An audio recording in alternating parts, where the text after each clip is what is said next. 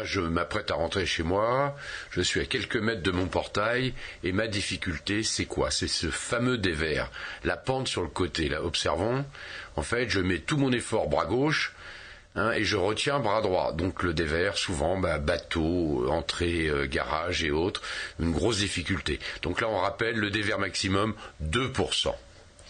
Maintenant, visiophone, parfait, bonne hauteur, on est dans le champ de vision, 90 cm, 130 cm, parfait. Donc j'ai déverrouillé ma porte, mais pas de chance, elle est équipée d'un groom ou d'un ferme-porte, alors qu'en fait là, je suis très gêné, mes deux mains devraient être occupées par la propulsion de mon fauteuil, j'ai pas de troisième main pour pousser la porte, donc voilà. Voilà un petit peu la petite galère de ce genre de situation.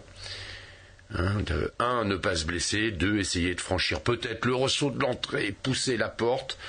Voilà, ouf, c'est fait. Alors maintenant, regardons un petit peu cette grille à valoir d'eau pluviale. À retenir, les trous et fentes doivent être inférieurs à 2 cm. Pour les embouts de canne, pour éventuellement les roues avant de fauteuil, qui ne puissent pas s'encastrer. Allez, maintenant, on va tester ce petit circuit-là, a priori ça pourrait aller. Ah non, petit ressaut quand même gênant. Oui, c'est ces petites dalles un petit peu mal fichues, là, c'est esthétique, mais les joints sont creux, c'est fatigant pour le dos des gens, c'est pas bon pour le matériel, ça peut casser. Voilà, j'aurais vraiment apprécié un béton lisse tiré à la règle, tout simplement.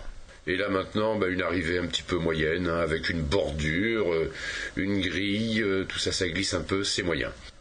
Voilà, et là je suis face à une élévation par rapport au sol, supérieure à 2 cm, qui fait peut-être 3 cm, je ne sais pas, mais pour certains ça peut être infranchissable.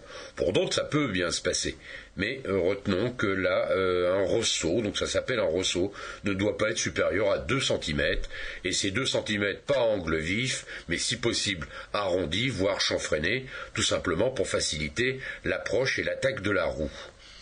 Là, on me propose un produit qui compense, qui rattrape le niveau, tout simplement. Eh bien, tout va bien. Maintenant, allez, haut de franchissement, accès de l'immeuble par l'arrière. J'ai une pente de l'ordre de 14%. Donc, au tout début, ça va.